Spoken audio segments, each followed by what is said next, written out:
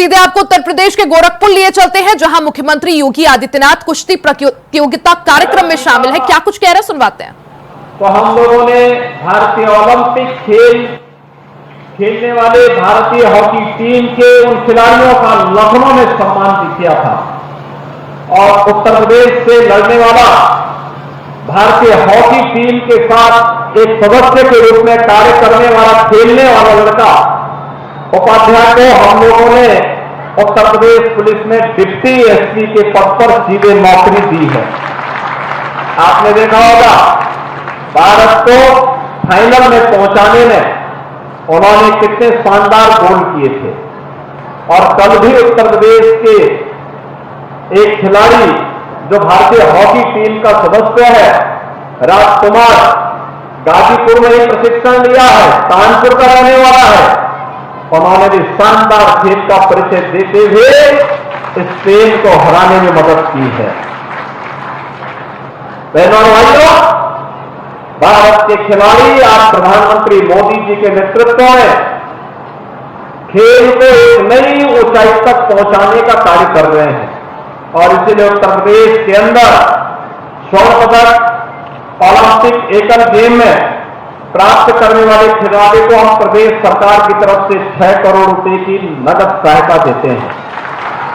रजत पदक पर 4 करोड़ रुपए और कांस्य पदक पर 2 करोड़ रुपए की राशि उपलब्ध कराते हैं। ओलंपिक गेम्स टीम गेम्स में स्वर्ण पदक पर 3 करोड़, रजत पदक पर 2 करोड़ और कांस्य पदक पर 1 करोड़ रुपए की सहायता हम लोग टीम को उपलब्ध करवाते हैं। एशियन गेम में स्वर्ण पदक पर 3 करोड़, रजत पदक पर 1.5 करोड़ और कांस्य पदक पर 75 लाख रुपए की सहायता हम लोग प्रदेश की ओर से उपलब्ध करवाते हैं। कॉमनवेल्थ गेम्स में स्वर्ण पदक पर 1.5 करोड़, रजत पदक पर 75 लाख, कांस्य पदक पर 50 लाख रुपए की सहायता उपलब्ध करवाते हैं। तो विश्व कप की प्रतियोगिता में भी स्वर्ण पदक पर 1.5 करोड़, रजत पदक पर 75 लाख, कांस्य पदक पर 50 लाख रुपए की राशि उपलब्ध करवाते हैं। ऐसे ही स्टेट गेम्स और नेशनल गेम्स में भी प्रदेश सरकार इन सभी खिलाड़ियों को सम्मानित करने का काम करती है। प्रदेश का जो खिलाड़ी ओलंपिक क्वालिफाई करता है और टीम का सदस्य होता है, उस खिलाड़ी के लिए भी प्रतिभाग करने के लिए प्रोत्साहन स्वरूप प्रदेश सरकार की तरफ से हम लोग 10-10 लाख रुपए की सहायता देते हैं और साथ साथ एशियन गेम्स में प्रतिभाग करने वाले खिलाड़ी को 5-5 लाख रुपए की नगद पुरस्कार से भी हम सम्मानित करने का काम करते हैं। आप सब जानते हैं कि अच्छे खिलाड़ियों को हम लोग प्रतिवर्ष पुरुषों में लक्ष्मण पुरस्कार और महिलाओं में रानी लक्ष्मीबाई पुरस्कार, जिसमें एक कांस्य प्रतिमा, प्रशस्ति पत्र और 3,11,000 रुपए की नकद राशि हम लोग उन खिलाड़ियों को जिन्होंने खेल के क्षेत्र में उत्कृष्ट प्रदर्शन किया है उन्हें प्रदान करने का कार्य करते हैं। प्रदेश के अंदर अर्जुन पुरस्कार, द्रोणाचार्य पुरस्कार, मेजर ध्यानचंद पुरस्कार, खेल रत्न पुरस्कार और खेल के क्षेत्र में पद्म श्री व पद्म भूषण से सम्मानित खिलाड़ियों को भी 20,000 रुपए प्रतिमाह वित्तीय सहायता प्रदेश सरकार से उपलब्ध करवाने का कार्य होता है। तो आप गोरखपुर से मुख्यमंत्री योगी आदित्यनाथ को सुन रहे थे। खबरों में आगे बढ़ते हैं, बात दिल्ली की कर लेते हैं। दिल्ली शराब घोटाले के आरोप में पिछले 17 महीने से जेल में बंद दिल्ली के पूर्व उप मुख्यमंत्री मनीष सिसोदिया को सुप्रीम कोर्ट से बड़ी राहत मिल गई है। 17 महीने बाद उन्हें कोर्ट ने जमानत दे दी है। अब वो जल्द ही तिहाड़ जेल से बाहर आ जाएंगे। हालांकि उन्हें कुछ शर्तों के साथ जमानत दी गई है। कोर्ट का कहना है कि उन्हें अपना पासपोर्ट सरेंडर करना होगा और गवाहों को प्रभावित करने की कोशिश नहीं करनी होगी।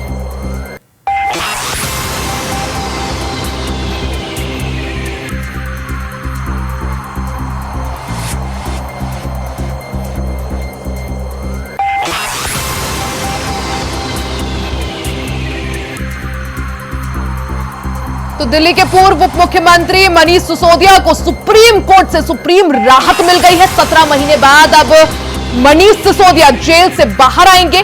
आपको बता दें कि पिछले साल यानी 2023 में फरवरी के महीने में मनीष सिसोदिया को सीबीआई ने अरेस्ट कर दिया था, जिसके बाद से वो लगातार जेल में बंद है। कई बार उनकी तरफ से ट्रायल कोर्ट में, हाई कोर्ट में जमानत के लिए अपील की गई थी, लेकिन ट्रायल कोर्ट ने भी और हाई कोर्ट ने भी उनकी जमानत की अपील को खारिज कर दिया था। हालांकि सुप्रीम कोर्ट ने अब मनीष सिसोदिया को बड़ी राहत देते हुए जमानत दे दी है।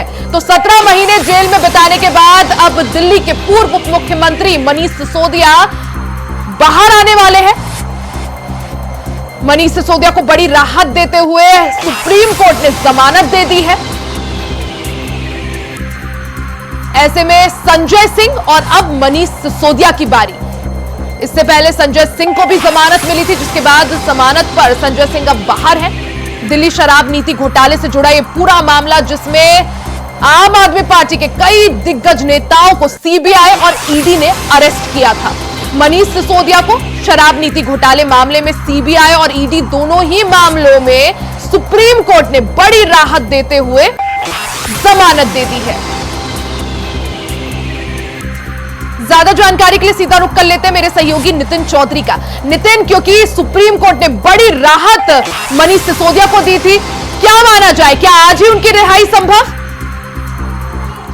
देखिए रिया, बिल्कुल 2023 दिन 26 फरवरी को जिस समय मनीष सिसोदिया जेल में गए थे, बता दें कि 17 महीने से लगातार मनीष सिसोदिया जेल में बंद थे, लेकिन आज 9 माह अब बता दें 9 तारीख को आज जो है मनीष सिसोदिया जो है जेल से बाहर निकलेंगे। बताया जा रहा है कि लगातार जिस तरीके से उन पर जो शराब नीति घोटाले के मामले में उन्हें फंसाया गया था, लेकिन उसके बाद लगातार जब सीबीआई उनसे पूछताछ की गई थी तो 26 फरवरी को मनीष सिसोदिया को उस समय गिरफ्तार कर लिया था। लेकिन उसके बाद लगातार अपने ट्विटर हैंडल से आम आदमी पार्टी ने ट्वीट किया है कि मनीष सिसोदिया को लेने के लिए 5:30 बजे तिहाड़ जेल पहुंचे। गेट नंबर 3 पे लगातार तमाम कार्यकर्ता और तमाम बड़े नेताओं में काफी खुशी का माहौल देखने को मिल रहा है। लेकिन उसके बाद लगातार जिस तरीके से मनीष सिसोदिया जेल में बंद थे 17 महीने से, लगातार ईडी ने उनसे पूछताछ के लिए जब कोर्ट में बुलाया गया था, तो लेकिन उसके बाद लगातार मनीष सिसोदिया से पूछताछ की जा रही थी। तो पूछताछ करने के बाद लगातार ईडी की तरफ से यही कहा जा रहा था कि मनीष सिसोदिया जो है जांच में सहयोग नहीं कर रहे हैं, क्योंकि देखा जाता है लगातार जिस तरीके से आम आदमी पार्टी के राज्यसभा सांसद संजय सिंह पहले जेल में थे, तो संजय सिंह और अब मनीष सिसोदिया, कितनी बड़ी राहत ये या कितनी बड़ी संजीवनी है आम आदमी पार्टी के लिए, क्योंकि एक तरफ जहां अब विधानसभा चुनाव भी साल के अंत में दिल्ली में होने वाले हैं, ऐसे में संजय सिंह, मनीष सिसोदिया और अब क्या माना जाए अगला नंबर, क्योंकि जिस तरह से संजय सिंह का भी हमने बयान सुना था नितिन, उन्होंने कहा मनीष सिसोदिया बाहर आ रहे हैं, अब जल्द अरविंद केजरीवाल भी। देखिए बिल्कुल जिस तरीके से विधानसभा चुनावों में कुछ ही दिन बाकी है दिल्ली के अंदर, लगातार इसको देखते हुए आज आम आदमी पार्टी के राज्यसभा सांसद संजय सिंह ने कहा है कि उससे पहले जिस तरीके से आज आम आदमी पार्टी के पूर्व डिप्टी सीएम मनीष सिसोदिया बाहर आ रहे हैं, लगातार देखा जा रहा है, क्योंकि आम आदमी पार्टी के तमाम कार्यकर्ता और नेता काफी खुश नजर आ रहे हैं, क्योंकि देखा यही जाता है कि लगातार जैसे ही विधानसभा चुनाव होने तो दिल्ली में काफी इफेक्ट देखने को मिलेगा, क्योंकि उससे लगातार यही देखा जाता है कि जिस तरीके से आम आदमी पार्टी के राज्यसभा सांसद संजय सिंह ने अपना बयान दिया है, कहा है कि भारतीय जनता पार्टी की जो है जमानत जब्त हो जाएगी, क्योंकि जिस तरीके से उन्होंने जो है झूठे आरोपों में मनीष सिसोदिया को फंसाया। एक सवाल ये भी कि इससे पहले जब उप मुख्यमंत्री थे मनीष सिसोदिया, हमने देखा था अरविंद केजरीवाल को कुछ भी काम होता था, अगर वो चुनाव में बिजी होते थे तो पूरा जो कमांड थी, जो पूरी पावर थी, वो मनीष सिसोदिया के हाथों में थी। अभी अगर अरविंद केजरीवाल अगर जिस तरह से अभी मौजूदा स्थिति में जेल में बंद है, मनीष सिसोदिया को जमानत मिल गई, ऐसे में वो रिहा हो जाएंगे या तो आज या कल, क्या माना जाए, क्योंकि विधायक वो अभी भी है, तो क्या अब नेक्स्ट स्टेप क्या रहेगा आम आदमी पार्टी की तरफ से? क्या फिर से पावर यहां पर मनीष सिसोदिया को कुछ महत्वपूर्ण मंत्रालय या फिर से क्या डिप्टी सीएम बनाया जा सकता है? देखिए बिल्कुल जिस तरीके से जो है विधानसभा चुनावों में नजदीकियां हैं, तो ऐसे देखते हो, क्योंकि पहले डिप्टी सीएम पे जो काफी महत्वपूर्ण पद थे, लगातार उन्हें मंत्रालय दिए गए थे। बताया गया था शिक्षा मंत्रालय उनके पास में तक, शिक्षा को लेकर उन्होंने काफी बेहतर स्कूलों को जो है चमकाने का काम किया था। लेकिन उसके बाद जैसे ही मनीष सिसोदिया जेल गए तो उनके पास से वो पावर जो है कम हो गई, उन्होंने अपनी पावर जो है आतिशी के पास में वो पावर आ गई थी। लगातार उसको देखा जाता था कि जिस तरीके से आतिशी और मनीष सिसोदिया ने उस समय काम किया था, तो जाने से पहले मनीष सिसोदिया ने यही बात कही कि आखिरकार उन बच्चों बच्चों का भविष्य बेकार ना हो, इन बच्चों को किसी प्रकार की दिक्कत ना हो, क्योंकि शिक्षा मंत्री थे मनीष सिसोदिया, जिस तरीके का उन्हें मंत्रालय दिया गया था शिक्षा को लेकर काफी बेहतर शिक्षा उन्होंने चमकाने का काम दिल्ली के अंदर किया था। तो लेकिन उसके बाद जो अतिशी ने उस कामकाज को करने की कोशिश की लगातार, अतिशी भी लगातार जो है जनता के बीच में गई, बच्चों से मुलाकात कर रही थी, स्कूलों को चमकाने का कार्य किया, जिस तरीके से लगातार चाहे वो पानी बिजली का काम हो या स्कूल की शिक्षा की बात सिसोदिया के बाहर आने के बाद किस तरह से समीकरण बदलते हैं और बनते हैं, उस पर सभी की निगाहें रहेंगी। साथ ही नितिन, इस पर भी सबकी निगाह रहेंगी कि सिसोदिया बाहर निकलते हैं, संजय सिंह पहले से बाहर है, उसके बाद अब क्या यही ऑर्डर लेकर सुप्रीम कोर्ट का, क्या यही ऑर्डर के बल पर अरविंद केजरीवाल की जमानत की भी मांग यहां पर एक बार फिर से की जाती है या नहीं? नितिन, बहुत बहुत शुक्रिया जानकारी के लिए। खबरों में आगे बढ़ते, श्री कृष्ण जन्मभूमि और शाही ईदगाह मामले में सुप्रीम कोर्ट अब नवंबर तक सुनवाई टाल चुका है। विवादित परिसर के सर्वे पर अंतरिम रोक बरकरार रहेगी। हाईकोर्ट ने याचिकाओं को सुनवाई के योग्य माना था। हाईकोर्ट के आदेश के अध्ययन के बाद अब सुप्रीम कोर्ट इस मामले पर सुनवाई करेगा। फिलहाल सुप्रीम कोर्ट ने श्री कृष्ण जन्मभूमि और शाही ईदगाह मामले से जुड़े इस विवाद पर जिस तरह से सुप्रीम कोर्ट में हिंदू पक्ष ने कैविएट दाखिल किया था, अब सुनवाई टाल दी है। नवंबर के महीने में अब इस मामले पर सुनवाई होगी। श्री कृष्ण जन्मभूमि और शाही ईदगाह से जुड़ा यह पूरा मामला, जिसमें हाईकोर्ट ने बीते दिनों ही मुस्लिम पक्ष को बड़ा झटका देते हुए जितनी भी याचिकाएं दाखिल की गई थी हिंदू पक्ष द्वारा, उन्हें सुनवाई योग्य माना था, जिसके बाद हिंदू पक्ष ने सुप्रीम कोर्ट में कैविएट दाखिल किया था। साथ ही मुस्लिम पक्ष ने हाईकोर्ट के फैसले को चुनौती दी थी और सुप्रीम कोर्ट का दरवाजा खटखटाया था। अब इस मामले में सुप्रीम कोर्ट ने फिलहाल मौजूदा स्थिति को बरकरार रखते हुए, यानी सर्वे पर जो रोक है वो बरकरार रहेगी, इसको देखते हुए सुनवाई फिलहाल के लिए टाल दी है। सीधा रुख कर लेते हैं ज्यादा जानकारी के लिए संवाददाता मोहम्मद फारूक का। मोहम्मद फारूक, जैसा हमने पहले भी देखा था, हाईकोर्ट ने मुस्लिम पक्ष को बड़ा झटका दिया था और जो भी तमाम याचिकाएं दाखिल की गई थी उनको सुनवाई योग्य माना था। हिंदू पक्ष ने इसके बाद सुप्रीम कोर्ट का रुख किया, कैविएट दाखिल किया, वहीं मुस्लिम पक्ष ने सुप्रीम कोर्ट का दरवाजा खटखटाते हुए हाईकोर्ट के फैसले को चुनौती दी है। अब जिस तरह से सुप्रीम कोर्ट ने मामला टाल दिया है या जिस तरह से सुनवाई टाली है, अगली तारीख कब और उस अगली तारीख में क्या कुछ संभव? जी बिल्कुल रिया, इसमें एक जो है मुस्लिम पक्ष को पहले झटका लगा था, लेकिन मुस्लिम पक्ष जो है अब सुप्रीम कोर्ट गया और सुप्रीम कोर्ट में जिसमें आज तारीख थी, पहले से ही सुप्रीम कोर्ट में मुकदमा एक चल रहा था, जिसमें एक याचिका इन्होंने डाली थी मुस्लिम पक्ष ने। उस याचिका में जो ASI सर्वे का, यानी अमीन सर्वे का जो आदेश हुआ था शाही मस्जिद ईदगाह के लिए, जो हाईकोर्ट ने आदेश किया था, उसको उस याचिका पे सुप्रीम कोर्ट ने आदेश को रोक दिया था, यानी रोक लगा दी थी हाईकोर्ट के आदेश को, अमीन सर्वे पर रोक लगाती थी। लेकिन जब पिछले विगत दिनों अभी जो है एक आदेश हाईकोर्ट ने किया है कि 7 रूल 11 पर जो बहस चल रही थी, यानी जो 18 मुकदमे हैं वो सारे सुनने योग्य हैं और उन पर सब पे जो है सुनवाई होगी। तो इसको लेकर मुस्लिम पक्ष गया है सुप्रीम कोर्ट, जिसमें सुप्रीम कोर्ट में सुनवाई थी, लेकिन पहले से ही कैविएट दाखिल कर दिया गया था हिंदू पक्ष की ओर से। तो मुस्लिम पक्ष ने जब वहां पर अपनी दलीलें रखी, दोनों की दलील सुनने के बाद में सुप्रीम कोर्ट की डबल बेंच ने इस पर जो है पहले नवंबर की तारीख नियत करी थी, लेकिन नवंबर से पहले मांग करी गई, तो अक्टूबर यानी 21 अक्टूबर के बाद में इस पर सुनवाई कभी भी हो सकती है। ये सुप्रीम कोर्ट ने आज फैसला सुनाया है कि 21 अक्टूबर के बाद में इस मामले में मतलब हम सुनवाई करेंगे, और जो हाई कोर्ट का आदेश है उसमें पहले हम अध्ययन कर लें। उसके बाद ये भी एक सुप्रीम कोर्ट ने टिप्पणी करी है कि पहले यानी मामला, अब इस मामले पर सुप्रीम कोर्ट अगली सुनवाई नवंबर के महीने में करेगा। बहरहाल हाईकोर्ट में मामला चलता रहेगा। मोहम्मद फारूक, बहुत बहुत शुक्रिया जानकारी के लिए।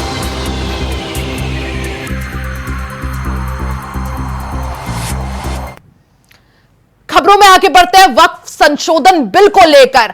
अब जेपीसी का गठन हो गया। स्पीकर ने 21 सदस्यीय कमेटी का गठन किया है। वक्फ संशोधन बिल के लिए 21 सदस्यीय जेपीसी कमेटी का गठन किया गया है।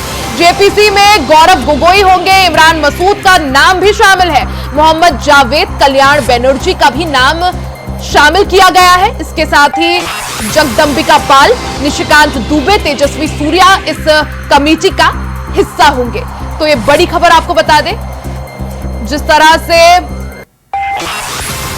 वक्फ संशोधन बिल को लेकर पार्लियामेंट में जमकर हंगामा दिखा। वक्फ संशोधन बिल को लेकर ज्वाइंट पार्लियामेंट्री कमेटी का गठन किया गया है। स्पीकर ने 21 सदस्य कमेटी का यहां पर गठन किया है। वक्फ संशोधन बिल के लिए 21 सदस्य ज्वाइंट पार्लियामेंट्री कमेटी का गठन किया गया है। इसमें विपक्ष के और सत्ता पक्ष दोनों के ही सांसदों को शामिल किया गया। अगर विपक्ष की बात करें, जिस तरह से गौरव गोगोई, इमरान मसूद का नाम शामिल है, मोहम्मद जावेद, कल्याण बनर्जी हो, जगदंबिका पाल हो, साथ ही पक्ष की बात करें, निशिकांत दुबे का नाम इसमें शामिल किया गया है। तो आप देख सकते हैं किस तरह से वक्फ संशोधन बिल को लेकर मामला जो है फिलहाल लटकता हुआ नजर आ रहा है। वक्फ संशोधन बिल बीते दिन हमने देखा था किस तरह से सत्ता पक्ष लेकर आया था। हालांकि जिस तरह से विपक्ष इस संशोधन बिल को लेकर लगातार हंगामे कर रहा है, इसका विरोध कर रहा है, इसी बीच अब जेपीसी का गठन हो गया है। स्पीकर ओम बिरला ने 21 सदस्य कमेटी का यहां पर गठन किया है। वक्फ संशोधन बिल के लिए 21 सदस्य कमेटी का गठन किया। अब ये कमेटी जो है इस बिल पर संशोधन करेगी, इसको समझेगी और जिस तरह से इसमें कुछ भी यहां पर सजेशंस जो हो सकते हैं वो ये ज्वाइंट पार्लियामेंट्री कमेटी देगी। इस जेपीसी की बात करें तो इसमें गौरव गोगोई, इमरान मसूद, मोहम्मद जावेद, कल्याण बनर्जी, जगदंबिका पाल, निशिकांत दुबे, तेजस्वी सूर्या, अरविंद सावंत, अरुण भारती और असदुद्दीन ओवैसी का नाम शामिल है। अब अगले सत्र के पहले हफ्ते में ये रिपोर्ट ये जेपीसी कमेटी सौंपेगी।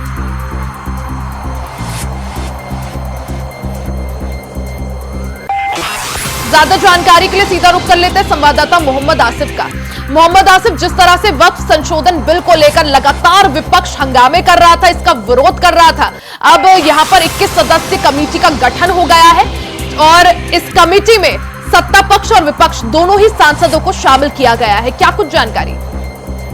जी बिल्कुल, जिस तरह से वक्फ बोर्ड संशोधन बिल लाया जा रहा था, इसको लेकर तमाम संसद में हल्ला भी मचा। साथ ही साथ बात करें तो AIMIM चीफ असदुद्दीन ओवैसी के साथ साथ समाजवादी पार्टी और कई विपक्षी दलों ने वक्फ बोर्ड संशोधन बिल का विरोध किया था और इसमें यह कहा था कि इससे कहीं न कहीं सरकार जो है इन जमीनों का बेजा इस्तेमाल करेगी। और इसके अलावा समाजवादी पार्टी ने जिस तरह हल्ला बोला था और रियल एस्टेट कंपनी बता दिया था बीजेपी को, कहीं न कहीं सरकार भी पूरी तरह से घिरती नजर आ रही थी। और किरण रिजिजू ने इस प्रस्ताव को जेपीसी में भेज दिया और उस जेपीसी से रिपोर्ट आने के बाद अब इस बिल पर निर्णय लिया जाएगा। और इस जेपीसी कमेटी की बात करें तो इसमें सहारनपुर के सांसद इमरान मसूद भी शामिल किए गए हैं और साथ ही साथ विपक्ष कई ऐसे सांसद हैं जो इस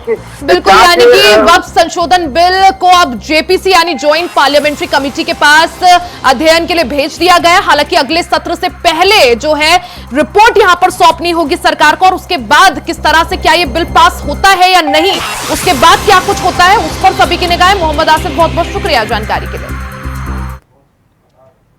इसी के साथ इस बुलेटिन में फिलहाल के लिए सिर्फ इतना ही। खबरों का सिलसिला जारी रहेगा, बने रहें इंडिया वॉइस के साथ। नमस्कार।